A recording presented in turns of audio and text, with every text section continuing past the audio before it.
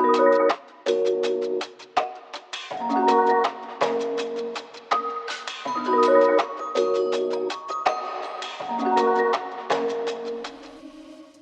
overall theme of this conference is risk and the courage to bridge. In this session, we will hear from organizers and academics who are in diaspora communities that have taken risks and have displayed courage in bridging within their communities and across other communities. We're going to talk about what does community building and organizing look like across geographic, political, and ideological lines within and outside of these communities. We'll hear stories and lessons on bridging within the communities and across other diaspora communities. Before we get into the discussion, I just want to say a little bit about these concepts of bridging and breaking. They carry different meanings for different people, but I want to share with you how we define them within the Othering and Belonging Institute. So I'll just read what we're talking about in terms of bridging and breaking. To bridge involves two or more groups coming together across acknowledged lines of difference in a way that both affirms their distinct identities and creates a new, more expansive identity. Bridging addresses tension or breaking dynamics and narratives that sustain division in order to develop a new we, a more expansive we that is not only more inclusive, but cohesive, durable, and consistent with bringing about belonging and greater social justice. So with that, I want to introduce our panelists. And I'll just read, their bios are online, so I'm just going to read a brief version of their bios. Let me first start with Tobita Chow, who is the founding director of Justice is Global, a special project of people's action to build a just and sustainable global economy and defeat right-wing nationalism.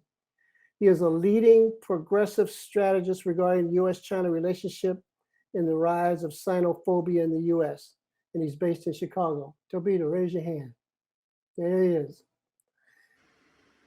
My sister, Nunu Kadani, is the executive director of Priority Africa Network, an Oakland-based Africa and African immigrant advocacy organization.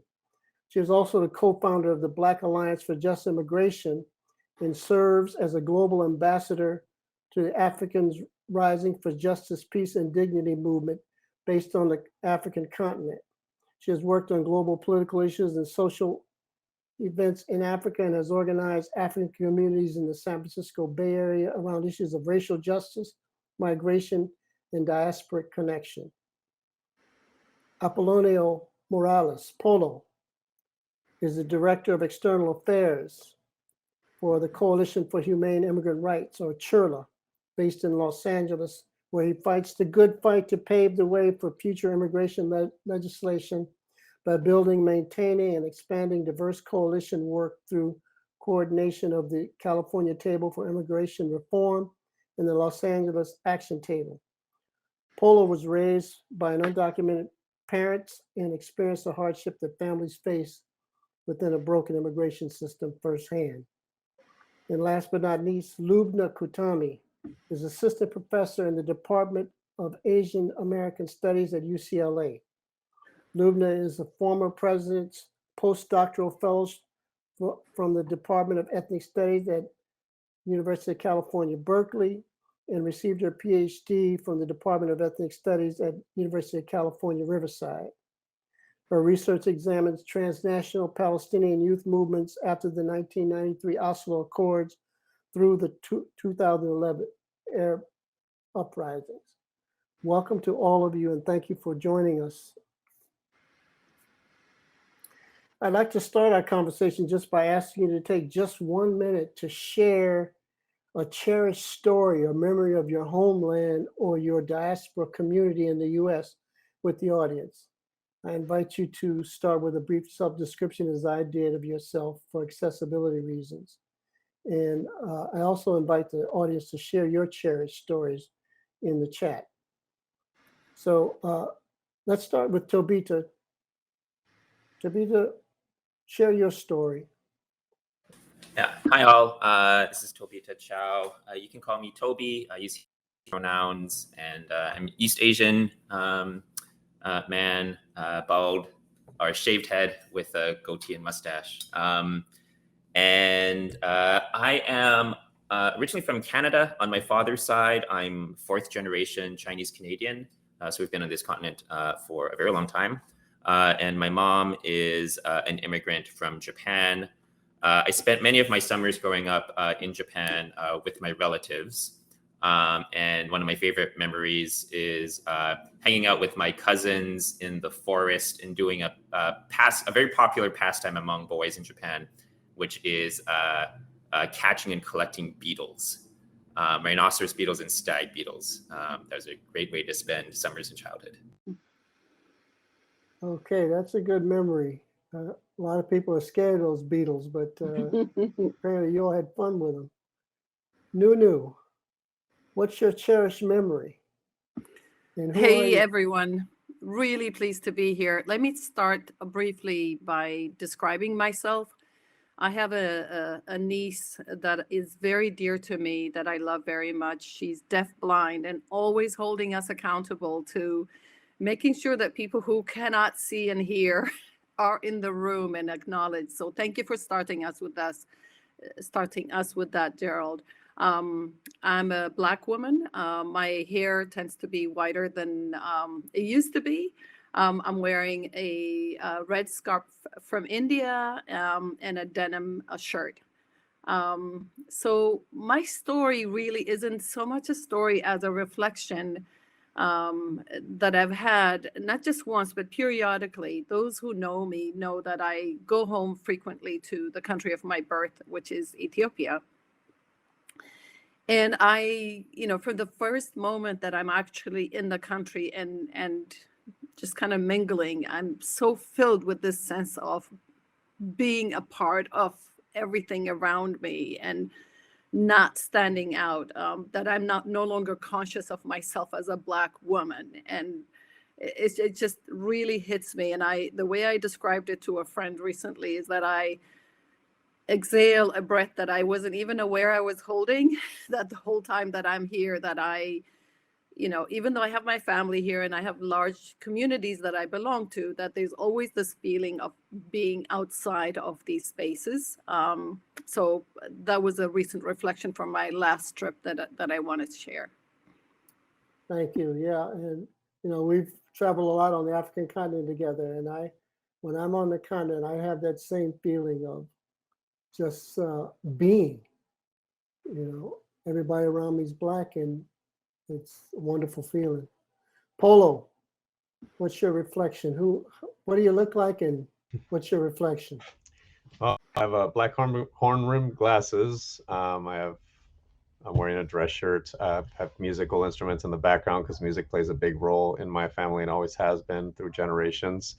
I am Chicano, Mexican American, he, him, his, and my favorite memory of the homeland, going back to Mexico, where my family's from, is watching my grandmother make pipián, which is a pumpkin seed mole, which is time consuming. It needs to be made with lots of love and is absolutely delicious. And so just the smell and the flavors and, in the little kitchen area and stuff, it's like, you put wood, you light it up, you make the tortillas from hand. It's just like, it's a beautiful thing that I haven't seen in a very, very many, many, many, many years. Oh man, you're making me hungry, Polo. I know, this is all about Lubna, please describe yourself and your reflection. Hello, everyone. Really excited to be here today with you all. My name is Lubna. I'm an Arab woman, lighter olive skin tone, curly, dark brown hair. I'm wearing a long black sleeve shirt and a red scarf from Egypt. A cherished story. So Jordan. My mother's from Palestine. I was born here in the United States, and I am the first of all of the grandchildren, mother's parents. who were Palestinian refugees who was actually able to return to Palestine.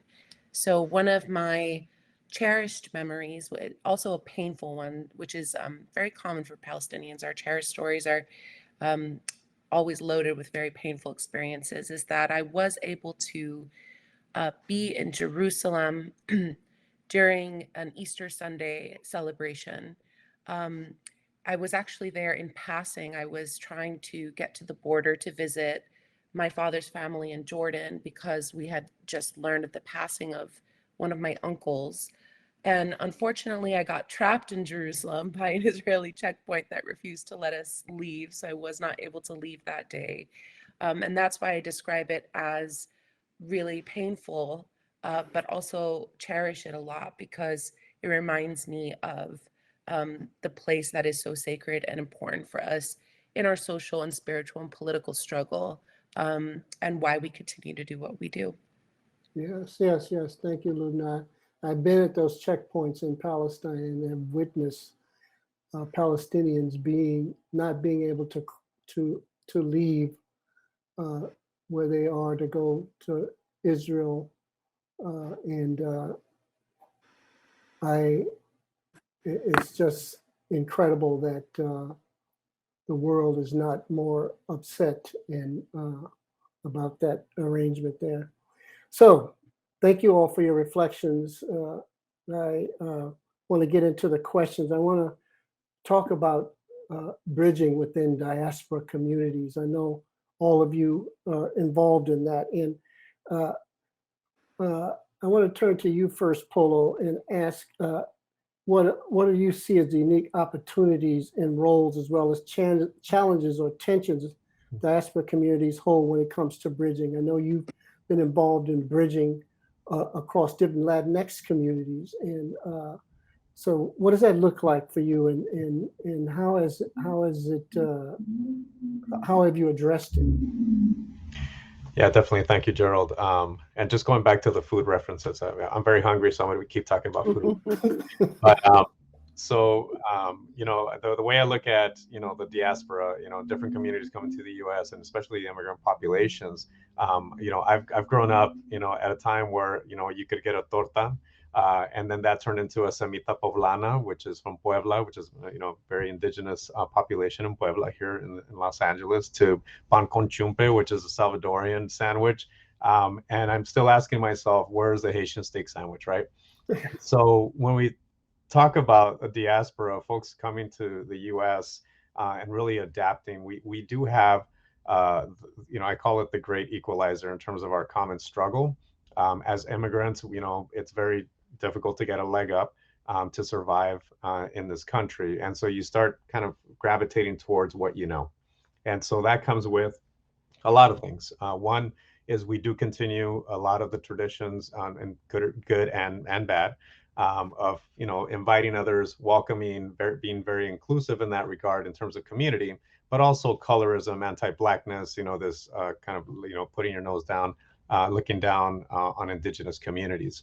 And so that plays out here in the U.S. as well, especially when it comes to politics, and that's more my forte. And looking at, everything from Prop 187, that there was a significant number of folks actually that were Latino that voted for Prop 187. It was an anti-immigrant initiative back in the 90s, all the way to the Trump supporters now. You start seeing much more diversification of people of color who are aligning themselves with nativist and nationalist, that they drink from this well that is very much flavored with othering and breaking at its core. Mm-hmm. And so that plays out, I would say, a lot in terms of how we view recent immigrants in this country. And so for folks that have been here a few generations, they're very far removed from the experience. They have not gone back to the homeland. There is a distinction between, I have been here and you have just arrived, and therefore I'm better than you are. And so with that comes this idea that, the folks that are trying to get asylum at our southern border, and the folks that have been, even the undocumented folks living in this country, we've had to have conversations with our members about looking at, like, asking the question, why did you come to this country? What were the push-pull factors that brought you, to bring you and your family and try to make it here in the U.S. And then really reminding them of, and that opportunity to be able to open up the dialogue, to be able to better inform, how we're not that much different. And so, and there are unique aspects to the cultures, right? Of folks from Central America or South America or Haiti or anywhere, folks coming to the U.S. And it's not like they're getting preferential treatment at your expense. We're all in the same boat. And so trying to, navigate those conversations and making sure our folks are understanding that in the age of social media is a little bit tougher, I would say. Who monitors, the algorithm for the Spanish speaking community, right? That's a question I think Congress wasn't, ready to ask Facebook, when they brought that up. But it is important because there's a lot of misinformation, a lot of like nativist nationalist ideology that really seeps into the folks living here in the U.S. That aren't citizens, that are undocumented or lawful permanent residents. So they have a unique idea or perspective being brought to them that is not necessarily true to the values of being inclusive and bringing folks in community. And so these are, how things play out in a way that, we have to pay attention to, especially the anti-Blackness and how folks view, folks just based on the color of their skin. It's very much rooted in colonialism, very much rooted in this, white supremacy ideology, which replicates itself here in the U.S., back from the home country. So the tension that exists is, answering the question, who wins when we continue to blame each other, right? And, can we make progress, without the expense of others? And I think that that's something, we continue to explore with our folks in that regard. Thank you, Paulo. I see a lot of heads shaking as you were speaking. I think some of what you described is common to other diaspora communities. Lubna, can you talk a little bit about the challenges and the opportunities within the Arab diaspora around the issues of bridging within the diaspora? Yes, absolutely.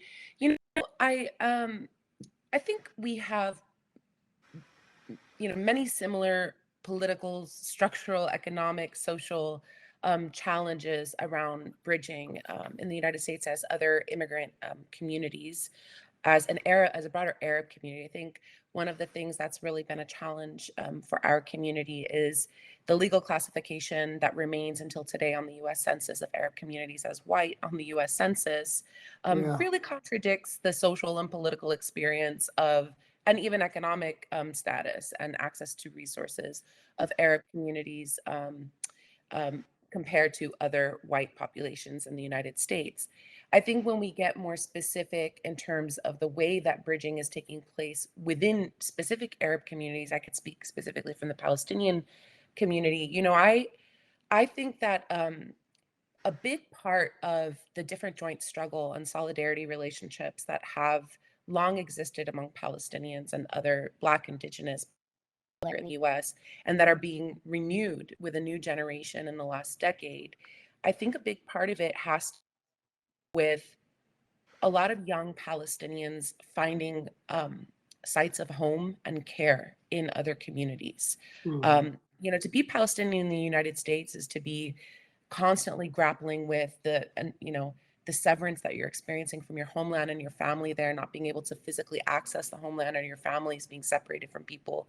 It's constantly having to juggle the way that the state treats you, always being subject of suspicion, the kind of microaggressions that come up in everyday life, having your Facebook posts taken down. I know it sounds minor, but just the barrage of forces that are constantly taking away your right to even speak about Palestine. And that is a very heavy and a heavy thing to carry in our daily realities. And so even among young people born and raised in the States, we find sites of refuge in other Black, Indigenous, and people of color communities. It's part of what I experience in the field of ethnic studies, as well as in relationships of organizing. We find shared experience, shared grief and trauma, but we also start to really get that challenge around thinking about how our dispossession or exile from Palestine, or our occupation, our family's occupation in Palestine, doesn't necessarily take away from the fact that we still factor into a constellation here in the heart of empire that is built on the history of racial chattel slavery, that's built on the history of indigenous genocide and indigenous land dispossession, that's built on the history of exploitation of peoples. And so once we're really able to build community, to bridge our different diasporic communities together to understand how we might have shared experiences of harm and injury and pain, but that they might have distinct ways that they've rolled out, it allows for us to have a more nuanced and honest appraisal of how we can be both subjects of oppression while participating in the oppression of other communities. And I think that that's a really important part of bridging communities. It can't just be a kumbaya, let's all get together and pretend that there's not beef between our communities, but a real honest appraisal of how we can do better and show up better for one another. And I think that Palestinian young people, Arab young people in the US have a lot, have a lot of gratitude, and not all, I'm not speaking for everyone, but I'll speak for myself and many of the folks that I organize with. We feel a lot of debt and gratitude to the lessons that we've learned from the history of Black immigrant and Indigenous struggle in this country, and how it's politicized us in some ways before we even had access to our own Palestinian and Arab political histories. Yes, thank you for that. This shared grief and trauma that you speak of is really an important ingredient in bridging. Empathy and shared experience comes out of grief and trauma, but also looking at how we can begin to share the other side of that, victory and joy in our relationships. Tobita, what are your thoughts on the challenges and tensions within diaspora communities around the notion of bridging across different communities, different ideologies, different ways of living? Yeah, a lot of my work around this has been in response to these recent trends of that are related of these growing tensions between the U.S. and China, these geopolitical tensions that then get fed into increasing racial tensions domestically within the U.S. So the rise of anti-Asian racism, I think, is we need to understand that as deeply connected with these rising geopolitical tensions between the U.S. and China. And a lot of my work around this has been with diaspora communities from mainland China and Hong Kong and Taiwan, and to an extent with API communities more broadly, but mainly with folks from those two places. And I think there is a real opportunity for us to play a crucial bridging role here Grace Lee Boggs, the late Grace Lee Boggs, not long before she passed away, talked about she didn't often speak to Asian American identity as such, but late in life she did say that there's a specific role that we need to play in negotiating this increasingly intense and complicated relationship between East and West, and I think that's absolutely right, that there is a crucial role for us to play. But there are also enormous challenges here. There are divisions both within each diaspora community and between diaspora communities. As others have mentioned, on the one hand, I think we're seeing a potential for much more powerful organizing in response to the rise of anti-Asian racism. And there's the potential to build a growing progressive bloc among AAPI communities and to bridge the divisions between communities that come from different countries of origin. On the other hand, Asian Americans have traditionally played this very complicated and for us difficult role in the racial hierarchy in the United States, where we play the role of this model minority, and there's this dominant narrative that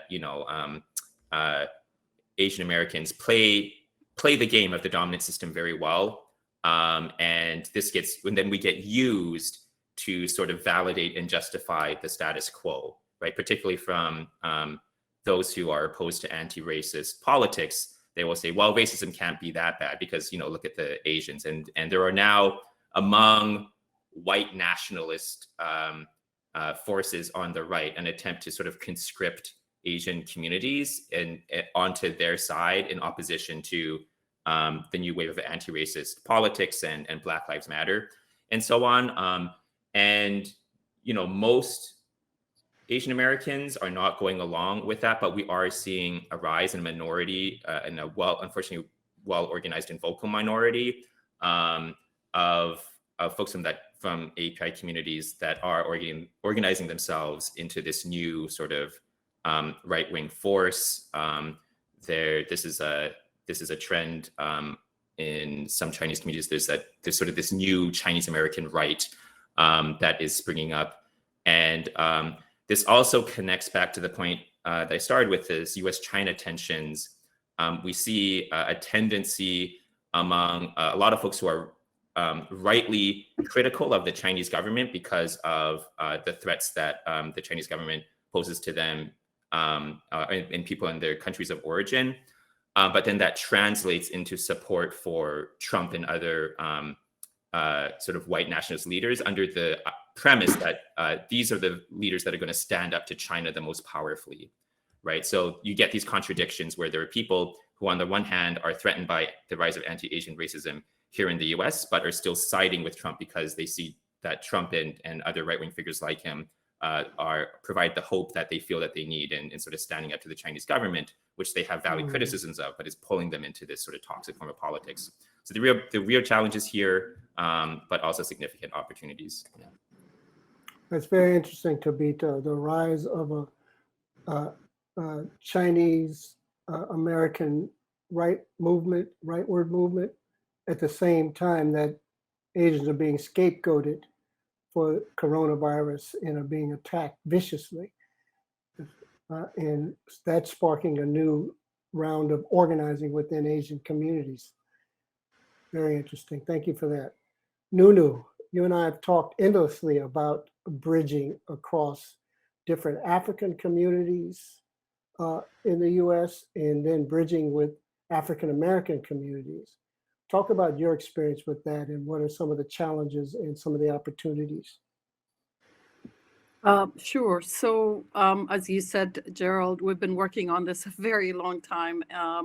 Let me, for the benefit of people who may not be familiar, describe a little bit of the work that we do. When we started within Priority Africa Network, this platform of bringing different African immigrant community leaders to one space to dialogue about issues of immigration and shared experiences. There were no roadmaps. No one else was doing this work of organizing people. It's from a continent that is 54 countries and very diverse into one space. And so the existing sense of how Africa is a country and, instead of, continent and the diversity, we just get all lumped up into African immigrants and Black immigrants type of thing. So when we started that out, it was a learning process. We were beginning to know each other, recognizing the commonalities. And then out of that emerged this other work called the African Diaspora Dialogues. And this dialogue space emerged from the first sort of platform, because when we are, quote unquote, in the family, people who are immigrants from Africa were quite liberal in expressing their disdain towards African Americans. They were not holding back about those Black people and how, all the assumptions and stereotypes of the racism that was coming out was so problematic for us that we decided to create the space called African Diaspora Dialogues. It's just a curated space for safe internal conversations among ethnic Black communities. And as I was hearing Polo talk about this diverse Spanish-speaking community, there's assumptions of, well, they all speak Spanish, so communication is easier, and therefore people must have so much in common. And those diversities get sort of lost in this assumption that, yes, we're all Black people in the room, but very, very different lens in terms of personal identity. You know, people are really strongly holding on to being Nigerian or Ethiopian or Eritrean, and very clear that they do not want to be identified as a Black person or as an African American person. So we had this bridging to do, knowing that we have communities that are deeply invested in their primary identities, but also must recognize that our destiny lies with African American communities, and that we are impacted by racism, whether we acknowledge it or not. And those are the conversations that we have with very diverse communities, some of whom are receptive and open to it, some of whom deeply resist being pulled into the space of being forced to identify when you get this standard form to take your child to school, or the hospital, and they ask you to tick this identity box, and it's like, no, I am not Black, don't put, or they'll put their country of origin. So having those conversations to say, what is that about? No one is trying to deprive you of your primary identity, but you live in a country, in a context where race is a factor. So let's begin to have those conversations of, not from the beginning, because many people come into this country having preconceived ideas about African Americans. So we're deconstructing those and kind of decolonizing our conversations to say, this is how the dominant perceptions that are about us as Africans in the United States. And these are the dominant perceptions about African Americans. Let's have conversations about those. So as I said at the beginning, a lot of the work that we do was uncharted. We had to kind of build a road as we were walking it. And many of the templates for conversations on race were Black-white. They just, very little existed to help us identify a process of conversations about race within interethnic communities. So as I'm hearing Tobita and Lubna and Polo talk about this, I'm saying, whoa, we need to learn from each other on how do, Asian, goodness, I hate that term, is like half the world is Asian. Inter-Asian conversations look like about race. How do Salvadorians and Mexicans and, what are those conversations are? And Arab, and I'm so glad you mentioned this, Lubna, because we work on the census.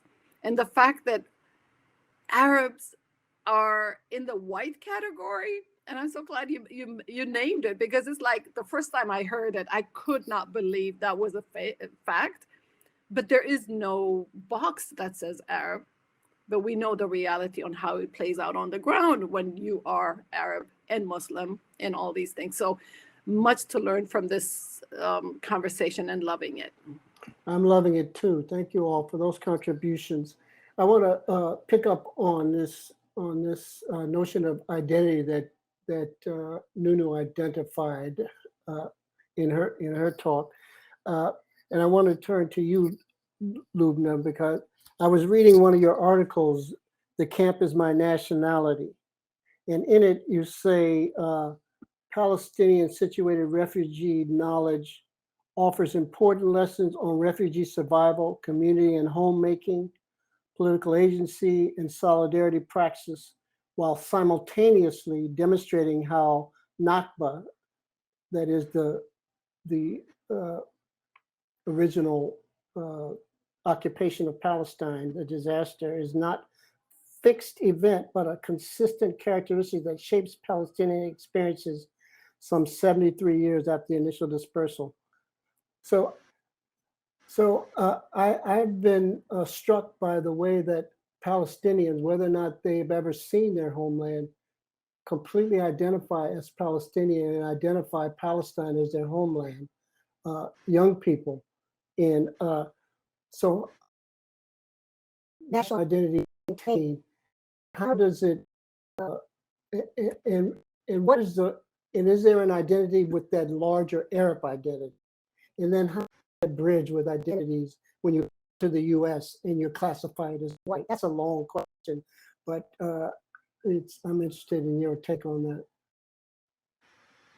Thank you, Gerald. Thank you for reading my article, and thank you for that question.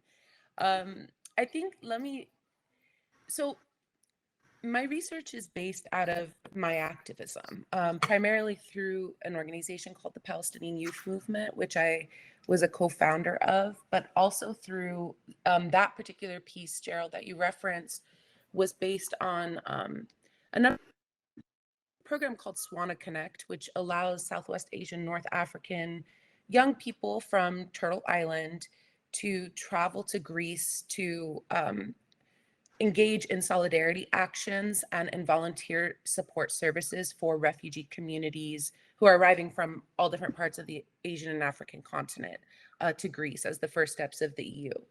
So that particular quote emerges from discussions with Palestinian refugee youth who have never been to Palestine. They were born as refugees, mostly in Lebanon and in Syria. And because of the war in Syria, became secondary, or sometimes based on their family histories, for a third time displaced, now in Greece, arriving to the Greek islands alongside refugees from Afghanistan, from Somalia, from Senegal, from so many other geographies. And that quote, I think, that you selected really captures the depths of some of the things that we're trying to work through in our organizing, both within the PYM here in Turtle Island and among many other Palestinian youth groups in diaspora. How can we imagine our identities and our experiences and our knowledge as part of these global communities, right? Because we as Palestinians have faced forced exodus, we deeply resonate with global indigenous communities who've been pushed off their lands. Because of the climate crisis that is, and the shift of topography in Palestine that's destroyed our natural agriculture, we really resonate with people who are being evicted from their homes because of climate catastrophe, because of our experience with carceral regimes and policing regimes and checkpoints and surveillance and extrajudicial killings in the occupied territories. We really have an understanding of anti-Black racist state violence, even though it operates on different scales, but of global policing regimes and border regimes, right, that are shooting people at, in the waters, right, in what's now being called death waters. So these Palestinian youth from Syria who arrived to Greece, when we were talking, they're talking about themselves as part of a global refugee community. They're talking about themselves as part of a local refugee community with people from other ethnic, national, racial, political subjectivities in their squats or their camps in the Greek islands or in Greece. But that doesn't take away that they're also talking about their current experience as being tethered to their parents' experience who were forced to flee Lebanon in 1982, or their grandparents' experience with the Nakba, who were forced to flee Palestine in 1948. They see the continuation of catastrophe as a conditioning force in their lives, even though they've never lived in Palestine. And so I think I'm talking for too long, but I think, Gerald, as you mentioned it, like the ongoing material context of catastrophe following Palestinians, whether they're in the homeland or in diaspora, is something that continues to inform new generations being more and more attached to reversing an injustice. And the youth component, the new generation organizing and developing consciousness and identity, I think at the end of the day, it's about the question of young people knowing that there's a future that a different present needs to be made for. And then, just an emboldenment of Palestinian identity and attachment to the land and reversing the ongoing Nakba is what continuously animates, I think, Palestinian young political activity. Thank you. Yes, that is a big force in the Palestinian movement that I've noticed. Thank you for that. Polo, is there a PanLatinx identity? Is that becoming forwards in the U.S. or what's going on? Yeah, that's a great question, Gerald. What is going on? There's a lot of talk on social media, right, around this concept of Latinidad, this kind of like all-encompassing, you know, it captures every aspect of the Latinx community. And you know, taking a step back from that, you know, there are differences, right? Major differences within the Latino community, Latinx community, you know, and even in what we call ourselves. We've always kind of, you know, from like, you know, the 80s Hispanic, which was something that came through the Reagan administration, you know, to Latinos, which is a little more inclusive, you know, beyond Mexico. So anyway, there's always been a discussion around this issue of identity. And so what I can say is that there are certain elements of, you know, of Spanish speaking folks in, you know, Latin America and Central America and Mexico that are really unifiers when we start exploring and digging deeper. And so when we bring these conversations to our membership, or we bring it internally to Chirla, we have a conversation in terms of values. And so when we focus on the values that are common to one another, you know, that these are universal, you know, truths that we experience, right? We believe that people love one another. We believe that education is important. We believe that, you know, any number of things that can help us unite are really rooted in values. And so when you establish that from the get-go, you realize that, you know, it's not just limited to the, you know, the Spanish-speaking world here in the Americas. It's actually a universal trait amongst all cultures around the world. And so that's the entry point to this idea of, you know, having some commonality and shared purpose in life, right? We all want what's best for ourselves or for our family, and what's best for our community. And so the idea is to just expand that idea of community to be a much wider circle, because folks are going to be coming from all over the world, right? Climate change is having a direct impact on where, you know, folks from Haiti, right? There was an earthquake, there was a tropical storm, you know, the president was just assassinated. So like folks are fleeing, trying to find a better life here in the US. And so that's no different than other folks that have done so in the past. We have to recognize that there is that commonality within that there is a shared, you know, purpose and outlook on life that we can point to and say, you know what, this is what should bring us together. Now, the differences may be unique in culture, language, mannerisms, but I can tell you, when you try a one-size-fits-all approach to this, it gets problematic. I remember going up in Bakersfield, we were trying to organize a big town hall meeting around immigration reform. And I went up to the Catholic Church and I gave this great impassioned, inspirational speech to turn people out to go, you know, show up to this big town hall meeting we're organizing in Bakersfield. And then when I'm done, nobody claps, nobody says anything. It's very quiet. So I felt like I failed. And then I come to realize, and just starting small talk with folks, that these are all indigenous worker fields. So, you know, and I think recognizing that, you know, there are blind spots and there are like certain perspectives that we think are the absolute truth don't end up being the absolute truth at all.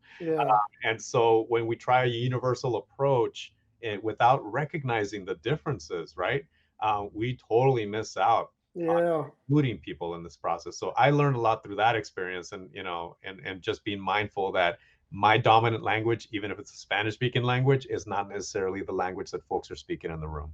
That was, you know, an eye-opening experience. That's a good experience. That's a good lesson. Thank you, Polo. Tobita, I know it's extremely problematic to talk about quote unquote Asians when Asians are such an diverse group in the US and across the world. So how do we talk about identity when we're talking about the Asian community? There is a lot of debates internally, and yeah, the degree to which different people relate to the category of like Asian or Asian American can vary a lot. It varies by country of origin, by like class, by like what generation you are. Like if you are yourself an immigrant, or you know, your family's been in the country for how many generations. Like there are huge differences. But I mean, the concept of Asian American is quite new, and it was a political creation in the 60s, and like a conscious choice of activists on the left to make Asian American like an identity, and not just like an ethnic or racial identity, but like a political identity. And I think what we've seen, and that concept has like waxed and waned in terms of its power and salience to people. And I think very often what we see consistently is that it gains in power in reaction to experiences and sometimes traumas related to racism and or militarism. And I think we're seeing that again today.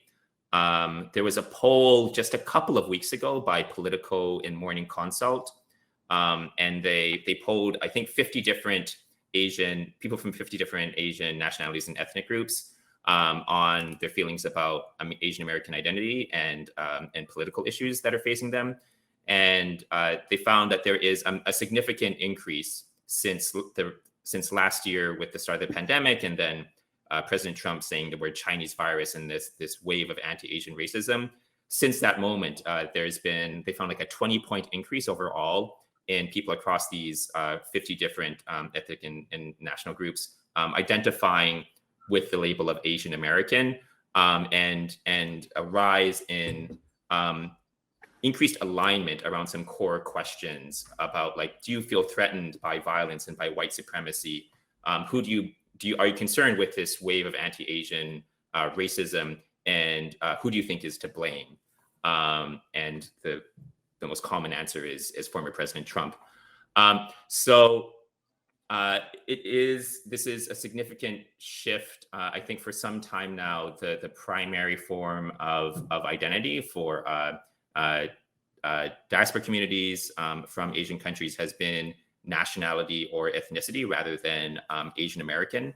But I think this is a moment where we're starting to see that change, and also because of the growing population of Asian Americans, including in some key swing states. I think there's potential for the Asian American identity to get more attention from mainstream politics, and that's also going to feed into a sense that, like, we have something to gain by embracing this identity and working together. But there are, as I mentioned before, huge divisions between and within diaspora communities. So it's very much up in the air how this is going to play out in the long term. Yeah, it seems though that in this last election, there was a shift in the quote unquote Asian American vote towards the Democrats. In reaction, I would assume toward against Trumpism and the anti-Asian violence. So let me turn to a final question, which I want to probe with you all about the relationship of diasporas to the social movements of the day, particularly to the Black Lives Matter movement, which has lifted up these issues of anti-Black racism, of police violence, of structural racism, and how these diasporas are related to that, but also the issue of Haiti. Haitians at the border has lifted up Haiti as the first Black republic who is now under siege at the border, but also in Haiti. And so I'm wondering how these issues are playing out in diaspora communities, and what bonds of solidarity and bridging are happening or not happening. And what are the dynamics? You want to start, Lubna? Sure. Yeah, I mean, I could say that I think there's been a lot of literature and films and poetry that's been put out by a lot of young Palestinian artists this last decade about this period being a moment of renewal on the relationship between Palestinian and Black communities, primarily in the United States.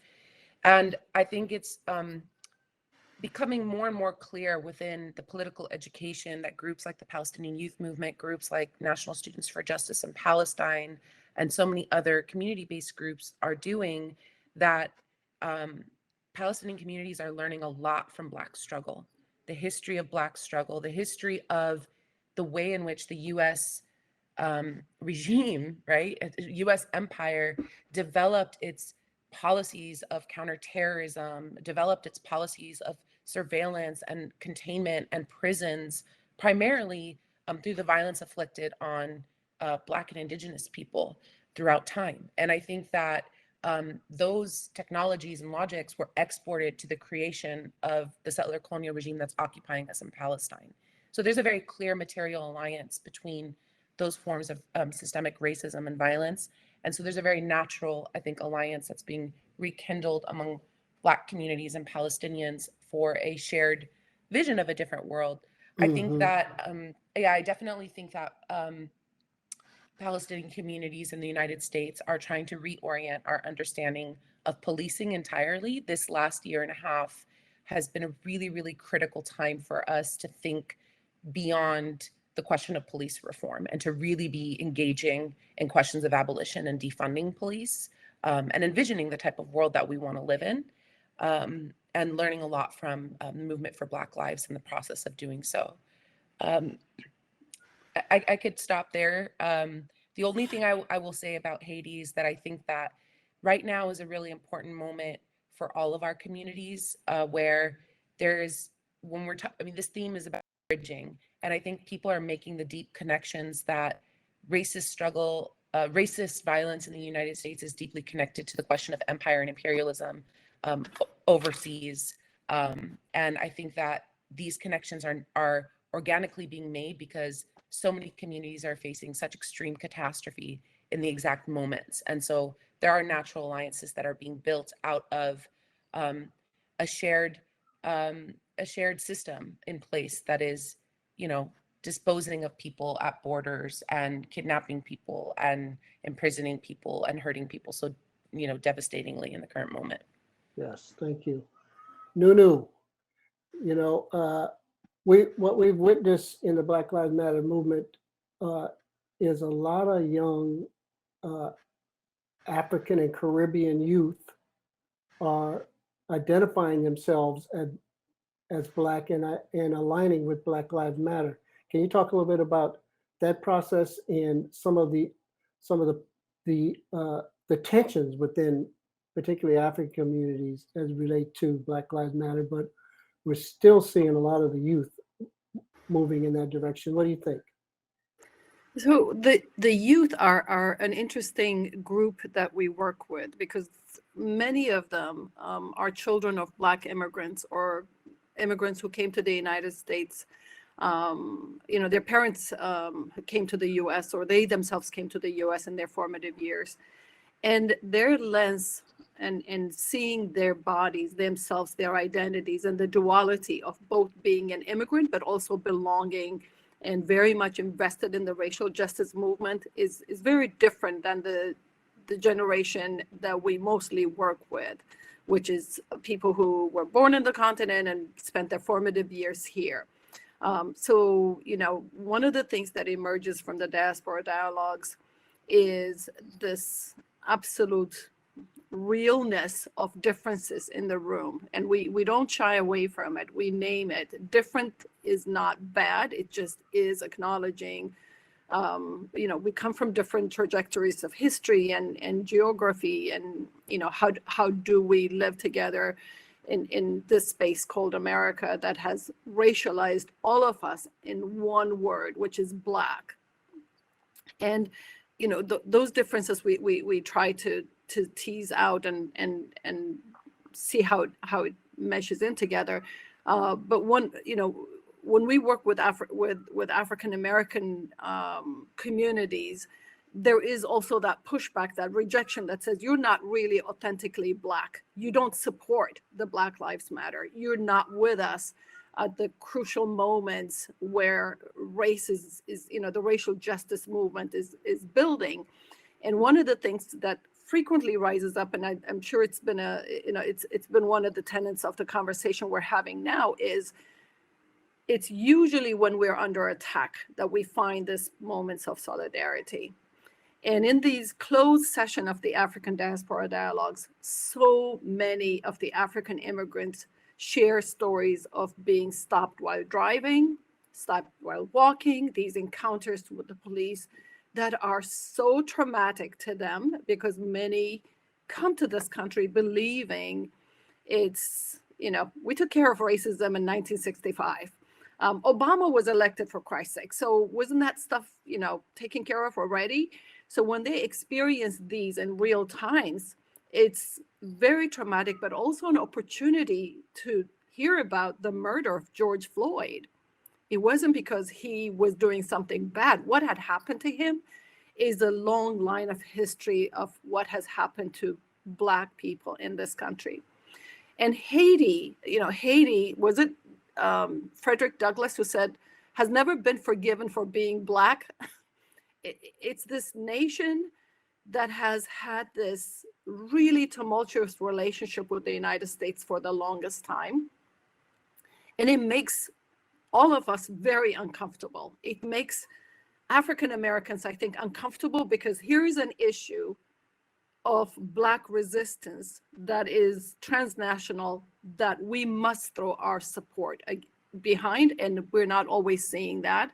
I think images of, when was it, a couple of weeks ago, with the horsemen chasing, these refugees, were so troubling to many of us on a very fundamental level, that how could this be in this day and age? And those discomforts, I think, are opening up for conversations that must be had on the nexus of race and immigration, that we cannot keep putting behind, that the whole construct of immigration in this country is racialized. Even before immigration, it's so racialized that we cannot have a conversation about, this is about racism, and this is about immigration. It's very much linked together. We're all racialized in ways that we didn't realize we were when we come to this country. So Haiti deserves, I think, special attention in and of by itself, because it's, as I said, it's a crisis, but it's also an opportunity for us to really examine within the Latinx community, within the Asian community, within the Arab community, in terms of not just statements of solidarity, because we've seen enough of those, but really examining the history and the context with which Haiti, a Northern Hemisphere country, is being singled out for treatment in this country on immigration. Unfortunately, we've run out of time, y'all.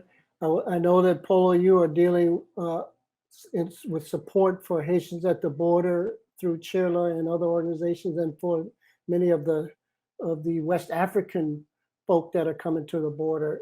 And Tabitha, I know that in the Asian community, there's been Asians for Black Lives across the country that have been in solidarity and working very closely with the movement for Black Lives and Black Lives Matter. So, and many of those folks come from immigrant communities. I just want to thank you all for such a stimulating discussion, informed by your experience and your knowledge. I appreciate all of you, and I look forward to working with you in the future. Thank you all. Thank you, Gerald. Thank you. Thank you. Thanks, everyone. Thanks Bye. for the people who attended, and this will be up on our website. It was taped, so it'll be up on our website soon. Take care, y'all. Thank you. Bye-bye.